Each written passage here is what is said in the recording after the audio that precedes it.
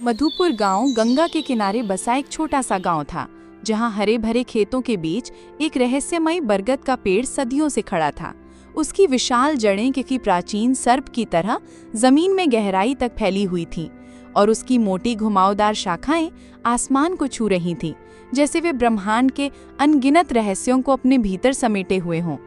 गांव वाले इसे रहस्य का पेड़ कहते थे और इसके नाम के पीछे सिर्फ कहानियां नहीं, बल्कि सदियों पुराने डर और अनसुलझे रहस्य छिपे थे। हर रात सूर्यास्त के बाद उस पेड़ के पास से अजीब और डरावनी आवाजें सुनाई देती थीं। कभी बच्चों की डरावनी खिलखिलाहट जो अचानक शांत हो जाती, कभी किसी बूढ़े की कराह जो हवा में घुल जाती, तो कभी पत्तों की सरसराहट के बीच किसी अदृश्य फुसफुसाहट का भ्रम, जैसे कोई प्राचीन आत्मा फुसफुसा रही हो।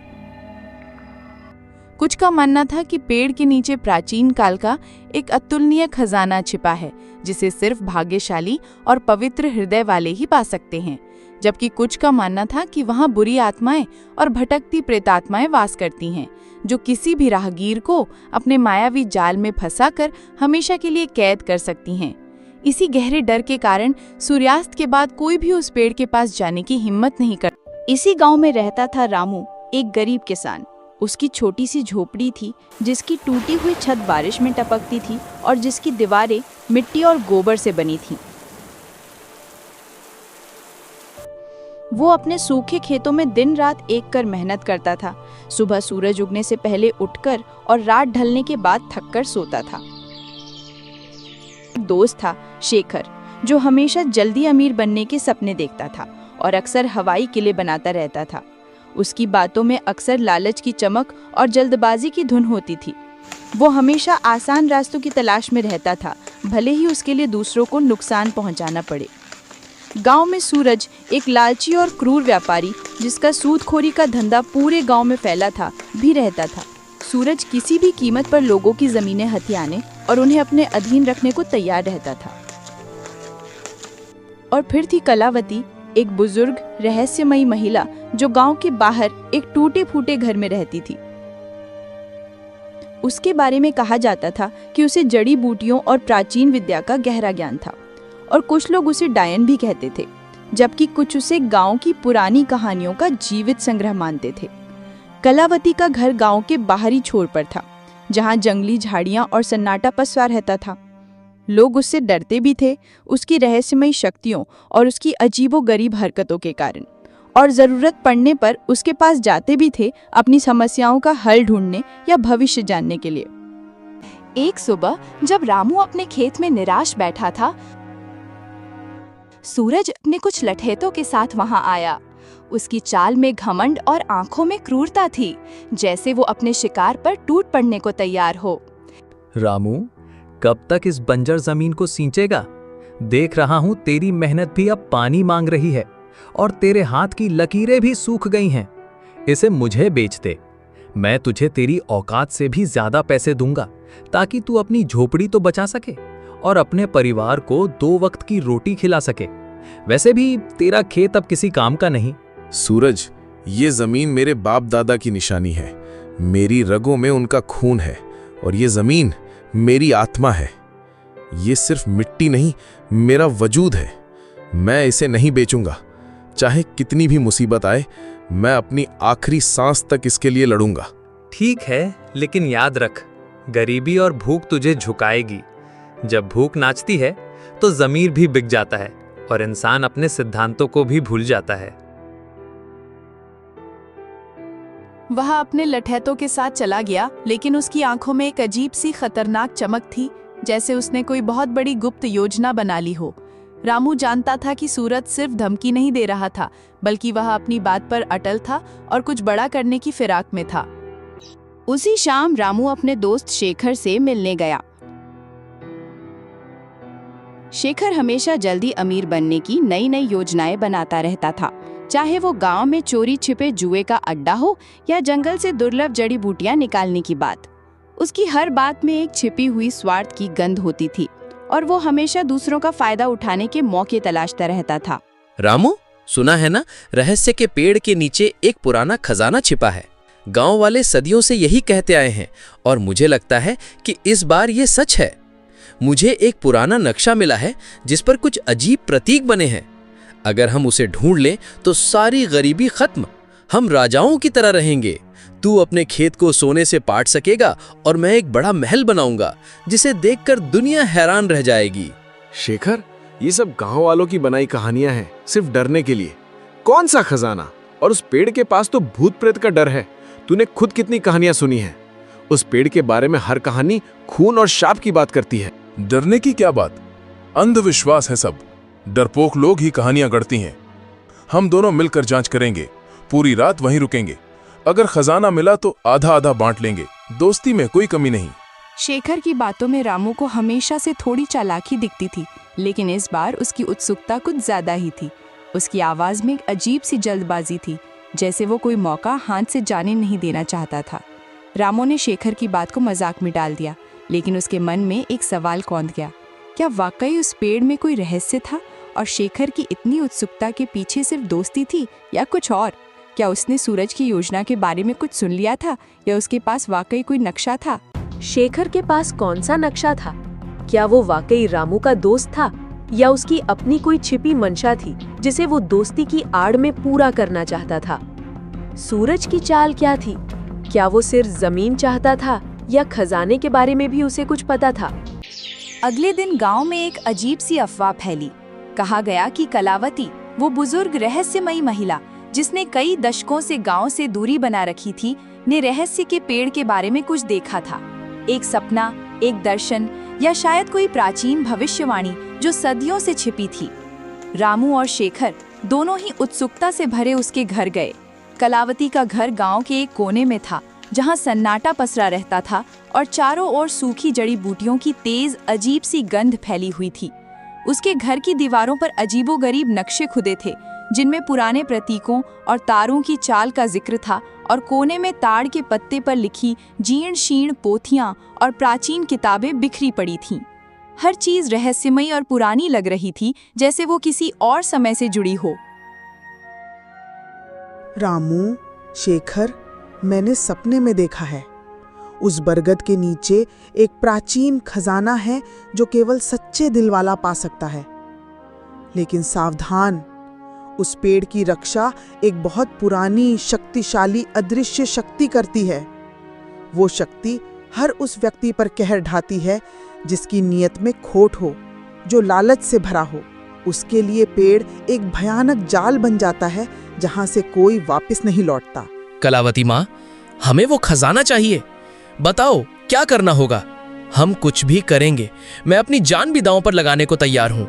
मुझे वो नक्शा मिला है, क्या वो सच है? कलावती ने एक पुरानी जीर्ण शीर्ण किताब निकाली जिसके पन्ने पीले पड़ चुके थे और उन पर अजीब सी भाषा में कुछ लिखा था जिसे कोई नहीं पढ़ सकता था।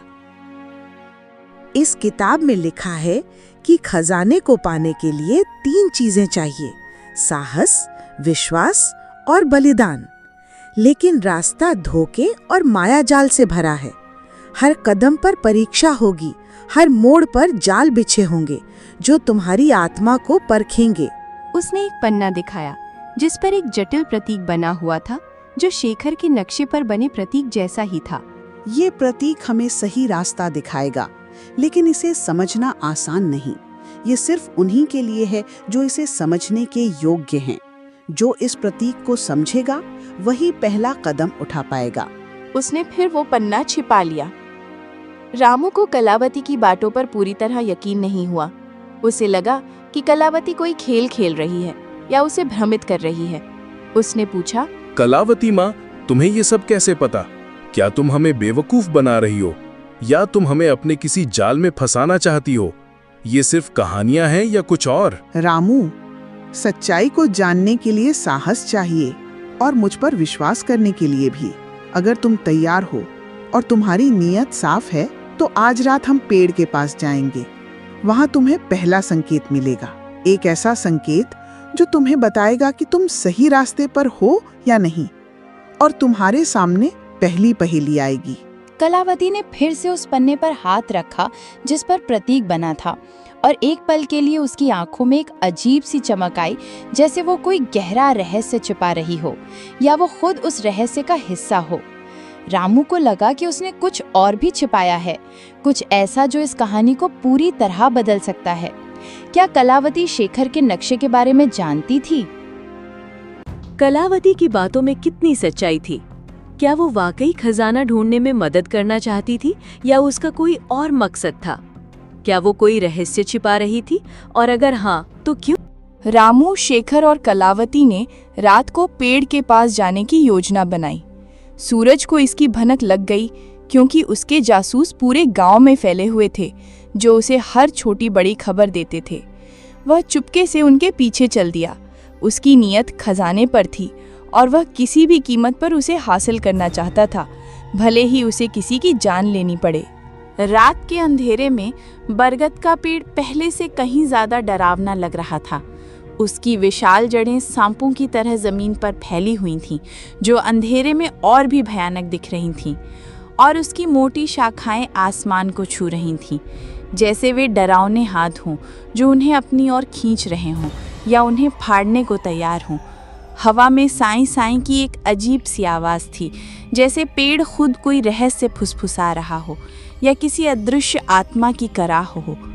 और पेड़ की शाखाएं मानो जीवित होकर हिल रही थीं, जैसे वे उन्हें अंदर आने से रोकना चाहती हों या उन्हें चेतावनी दे रही हों। रामू का दिल जोर जोर से धड़क रहा था। उसे अपनी माँ की सुनाई डरावनी कहानियाँ याद आ रही थीं, जिनमें पेड़ आत्माओं का घर था और उसकी जड़ें नरक का रास्ता। शेखर, ये जगह ठीक नहीं लग रही। मुझे कुछ अजीब सा महसूस हो रहा है। हमें वापस चलना चाहिए। ये सब मजाक नहीं है। यहाँ कुछ अदृश्य शक्ति है जो हमें अंदर नहीं जाने देगी। अरे अब पीछे नहीं हटना, खजाना हमारे सामने है। सोचा था कि तू बहादुर है रामू। क्या तू इन कहानियों से डर गया? ये सिर्फ हवा की आवाजें हैं। चुप रहो दोनों। हमें किताब के निर्देशों का पालन करना होगा। डरोगे तो खजाना कभी नहीं मिलेगा। ध्यान से देखो, पेड़ तुम्हें बुला रहा है। ये तुम्हें रास्ता दिखाएगा, लेकिन तुम्हें अपनी आत्मा को शुद्ध रखना होगा।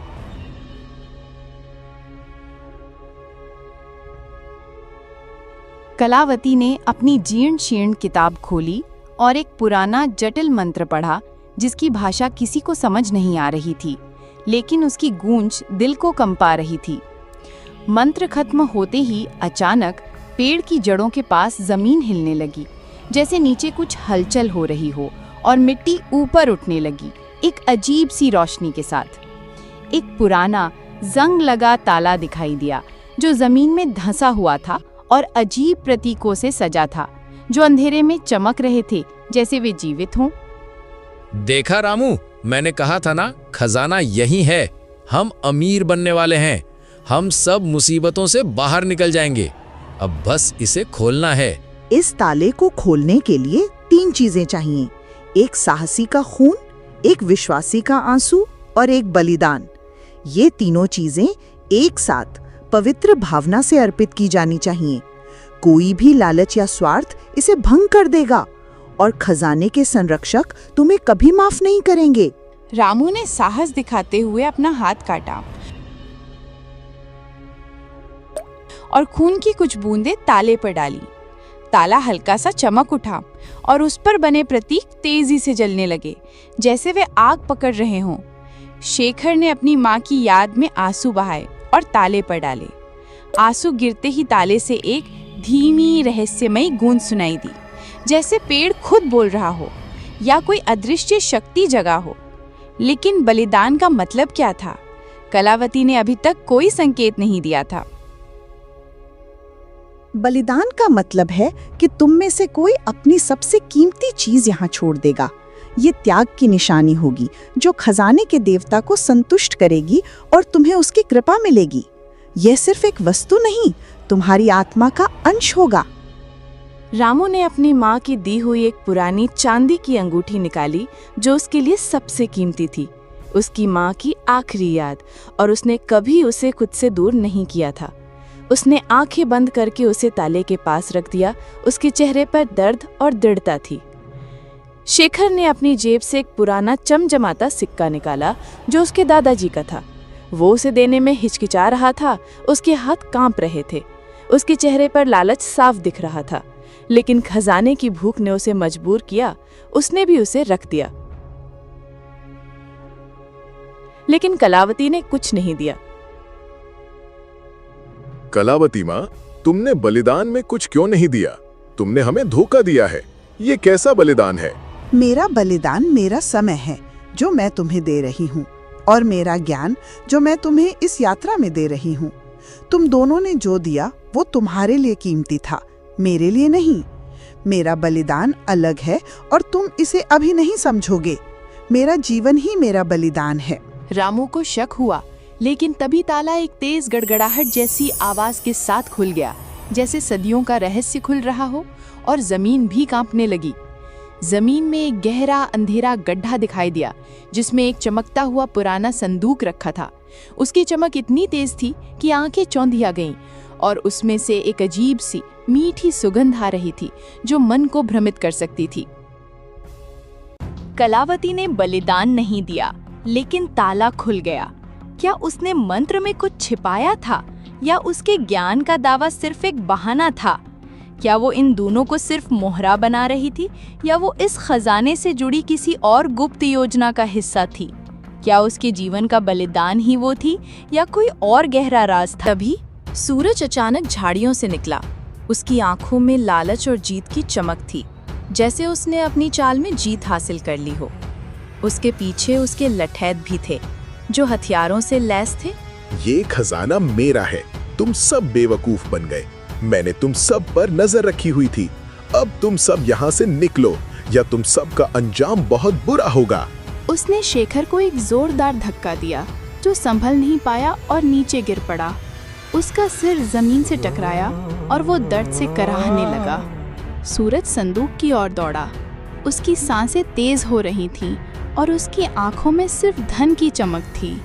वो कुछ भी देखने को तैयार नहीं था, लेकिन जैसे ही उसने संदूक को छुआ, एक तेज नीली रोशनी निकली, जैसे बिजली कड़क रही हो, और सूरज एक भयानक चीख के साथ बेहोश होकर गिर पड़ा।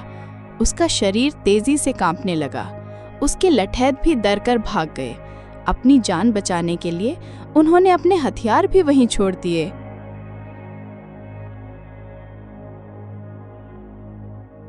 ये क्या हुआ? ये संदूक तो शापित है। ये तो भूत प्रेतों का काम है। हमें यहाँ से भागना चाहिए, नहीं तो हम भी यहीं फंस जाएंगे। मैंने कहा था ना, खजाना केवल सच्चे दिल वाला पा सकता है। सूरज का लालच उसे ले डूबा। ये सिर्फ एक चेतावनी थी जो सच्चे खजाने की ओर इशारा कर रही थी। ये संदूक केवल अयोग्य लोगों को दूर रखता है और उन्हें सबक सिखाता है। रामू ने संदूक को छूने की कोशिश की, लेकिन कलावती ने उसे रोका। रुको रामू, ये संदूक असली खजाना नहीं है। ये सिर्फ एक रक्षक है जो अयोग्य लोगों को दूर रखता है। असली खजाना पेड़ की जड़ों में और भी गहराई में छिपा है। हमें एक और परीक्षा देनी होगी, एक ऐसी परीक्षा जो तुम्हारी आत्मा की गहराई को परख लेगी और तुम्हें अपने सबसे गहरे डर का सामना करना होगा। असली खजाना क्या था? कलावती को ये सब कैसे पता था?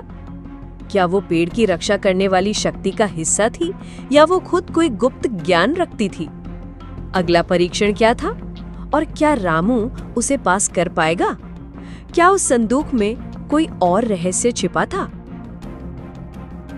कलावती ने अपनी जीर्ण शीर्ण किताब से एक और मंत्र पढ़ा, जो पहले वाले से भी ज्यादा जटिल और पुराना था, और उसकी आवाज में एक अजीब सी गूंज थी।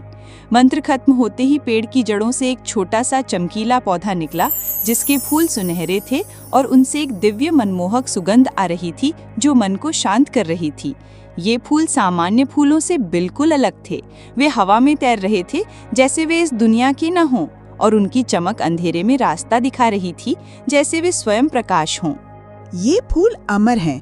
इन्हें बेचकर तुम अपनी गरीबी खत्म कर सकते हो, लेकिन केवल वही इन्हें ले सकता है जिसका दिल साफ हो और जिसमें कोई लालच ना हो।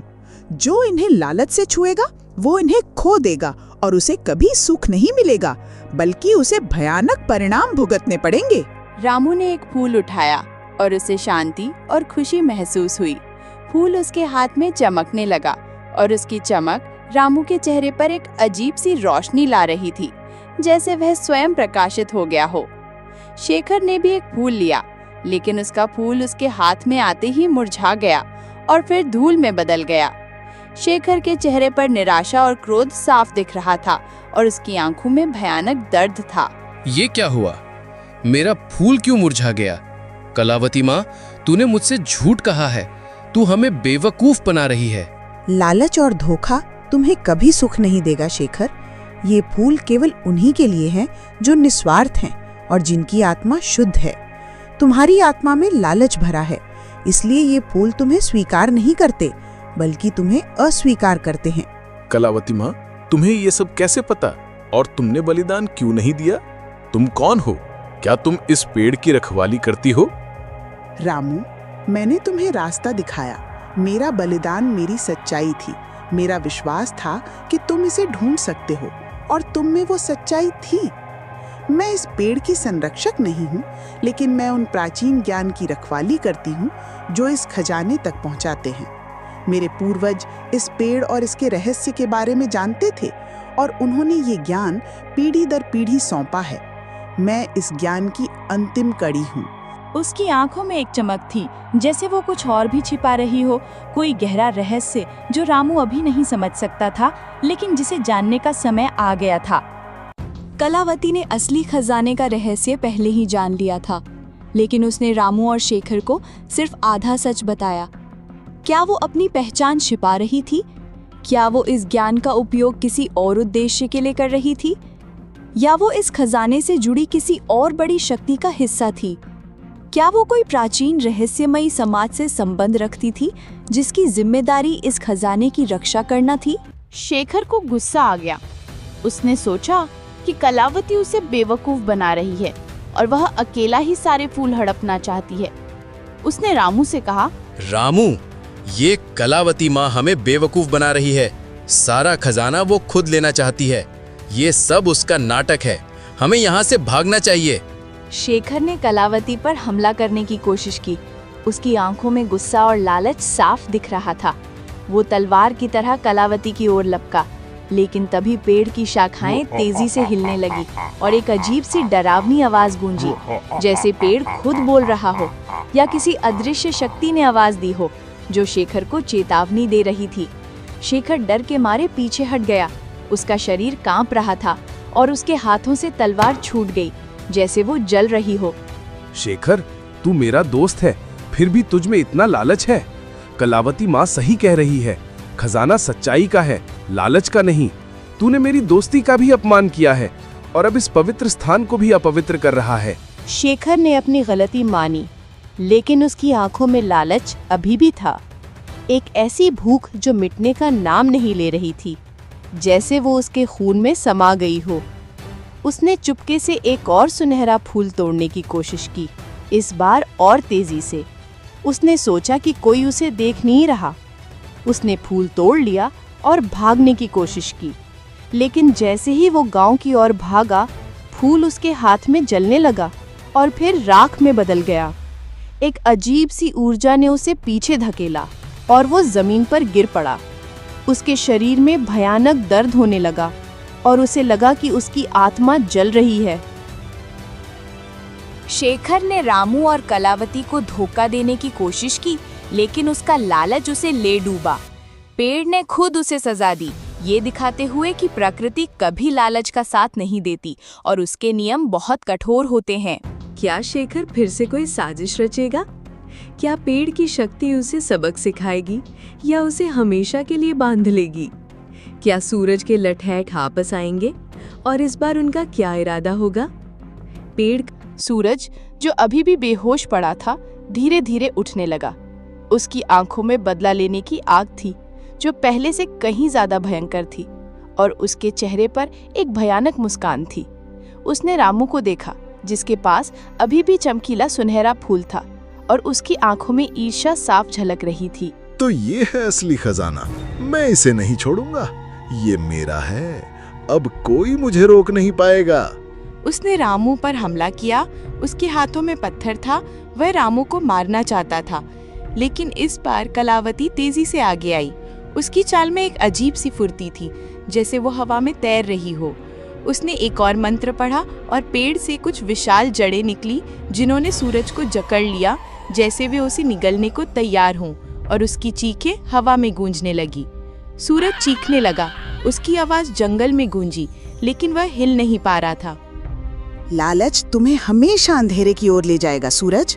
ये पेड़ तुम्हें तब तक नहीं छोड़ेगा जब तक तुम अपने पापों का प्रायश्चित नहीं कर लेते और अपनी नीयत साफ नहीं कर लेते। प्रकृति कभी अन्याय का साथ नहीं देती और वो अपने संरक्षकों की रक्षा करती है। रामू ने सूरज को देखा और उसे दया आ गई। उसने कलावती से कहा, कलावती माँ, इसे छोड़ दो, इसे एक मौका दो, शायद ये अपनी गलती समझ जाए और सही रास्ते पर लौट आए। कलावती ने अपनी आंखें बंद की और जड़ें धीरे धीरे ढीली पड़ गईं। सूरज उठा, उसका चेहरा पीला पड़ गया था और उसकी आंखों में डर और पछतावा था। वो जानता था कि उसने क्या खो दिया था और पेड़ ने उसे क्या सबक सिखाया था। वो बिना एक शब्द कहे भागा। उसकी परछाई अंधेरे में खो गई, जैसे वो कभी था ही नहीं। क्या सूरज सच में बदल गया था या वो फिर से कोई चाल चलेगा? क्या ये खजाना रामू के जीवन में शांति लाएगा या और मुश्किलें? क्या कलावती अब अपना अंतिम रहस्य उजागर करेगी? और क्या उसके जाने का समय आ गया था? जैसे ही सूरज भागा, कलावती रामू की ओर मुड़ी। उसकी आंखों में अब कोई रहस्य नहीं था, बल्कि एक गहरी शांति और ज्ञान था, जैसे उसने अपना जीवन भर का कर्तव्य पूरा कर लिया हो। उसके चेहरे पर एक अजीब सी चमक थी जो पहले कभी नहीं दिखी थी। रामू, अब समय आ गया है कि मैं तुम्हें अपना अंतिम रहस्य बताऊं। मैं सिर्फ एक जड़ी बूटी बेचने वाली रहस्यमयी बुजुर्ग महिला नहीं हूं। मैं इस बरगद के पेड़ के प्राचीन संरक्षकों में से एक हूं। मेरे पूर्वज सदियों से इस खजाने और इसकी शक्ति की रक्षा करते आए हैं। ये खजाना सिर्फ भौतिक धन नहीं है, बल्कि ये जीवन का संतुलन है, प्रकृति की शक्ति का प्रतीक। ये सुनहरे फूल सिर्फ धन नहीं देते, बल्कि ये शुद्ध ऊर्जा हैं जो धरती को उर्वर बनाती हैं और दिलों को शुद्ध करती हैं। ये पेड़ सिर्फ एक पेड़ नहीं, बल्कि प्रकृति की आत्मा है और इसका खजाना उसकी जीवनदायिनी शक्ति। तो तुम पहले से ये सब जानती थी और तुम यहाँ क्यों रुकी थी? हाँ रामू, मैंने तुम्हें और शेखर को इसलिए लाया क्योंकि मैं जानना चाहती थी कि तुम में से कौन सच्चा है और कौन इस खजाने का हकदार है। शेखर के लालच ने उसे भटका दिया और उसे अपनी गलतियों से सीखना होगा। सूरज की क्रूरता ने उसे दूर कर दिया, लेकिन उसे भी सबक मिल गया। लेकिन तुमने अपनी सच्चाई, दया और निस्वार्थ भाव से खुद को साबित किया। तुम ही इस खजाने के वास्तविक उत्तराधिकारी हो। उसने एक और फूल रामू को दिया। ये फूल अनंत हैं, जब तक इनका उपयोग अच्छे के लिए किया जाएगा। जब तुम इन्हें बेचोगे तो ये तुम्हारी गरीबी दूर करेंगे, लेकिन इनका असली मूल्य तुम्हारी मेहनत और ईमानदारी से बढ़ेगा और ये तुम्हारी आत्मा को और भी शुद्ध करेंगे। कलावती ने अपनी आंखों में एक अजीब सी चमक के साथ कहा, मेरा बलिदान रामू इस खजाने के रहस्य को इतने सालों तक अपने भीतर छिपाए रखना था। मेरी जिम्मेदारी थी कि मैं सही व्यक्ति को ये रास्ता दिखाऊं और इस प्राचीन ज्ञान को आगे बढ़ाऊं। अब मेरी जिम्मेदारी पूरी हुई। इस पेड़ की शक्ति और इसका ज्ञान अब तुम्हारे साथ रहेगा। कलावती का शरीर धीरे धीरे पारदर्शी होने लगा और फिर वो हवा में घुल गई, जैसे वो कभी वहां थी ही नहीं, या जैसे वो किसी और लोक से आई थी और अब अपनी असली घर लौट रही थी। उसकी आवाज रामू के कानों में गूंजती रही। रामू अकेला रह गया। उसके हाथ में सुनहरे फूल थे और उसके मन में एक गहरा रहस्य और एक नई जिम्मेदारी। उसने महसूस किया कि कलावती सिर्फ एक बुजुर्ग महिला नहीं थी, बल्कि वह प्रकृति का ही एक अंश थी, या कोई प्राचीन आत्मा जो इस खजाने की रक्षा कर रही थी।